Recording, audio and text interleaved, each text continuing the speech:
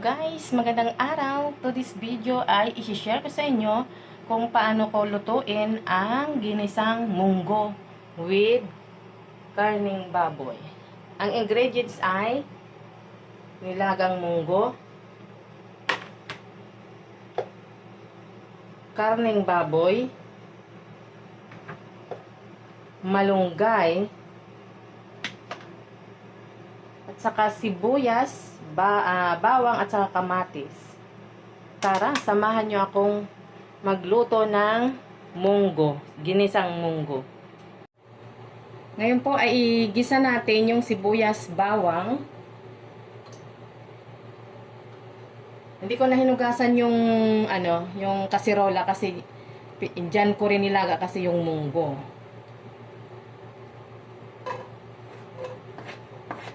Pag anong mainit.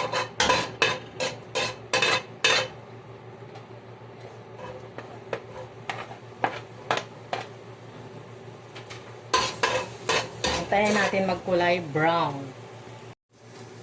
Pagkatapos nating mag-gisa ng sibuyas bawang, ilagay natin yung kamatis.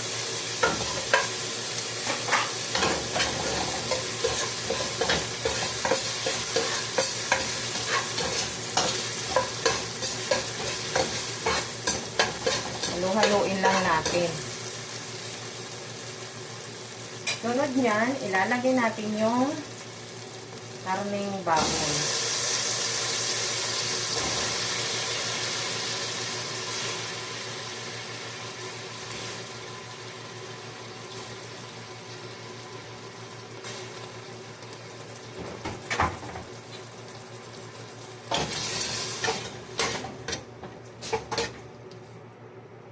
Tapos, lagyan natin ng betchin, paminta,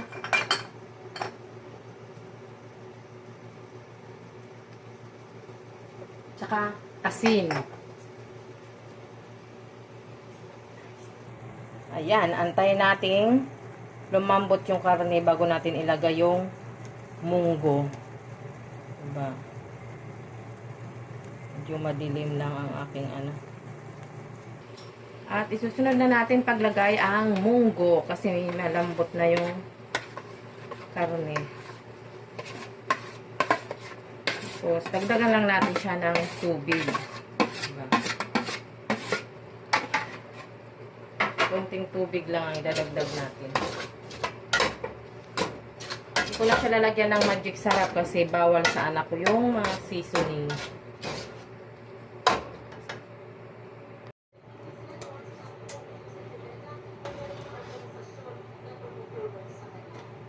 Ayan, kumulo na, ilalagay ko na yung malunggay.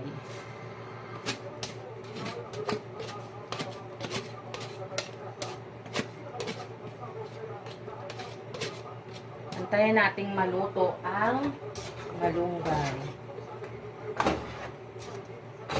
Pagkatapos ng maluto ang malunggay, pwede na pong kumain. So, hanggang dito na lang ang aking video. Bye-bye!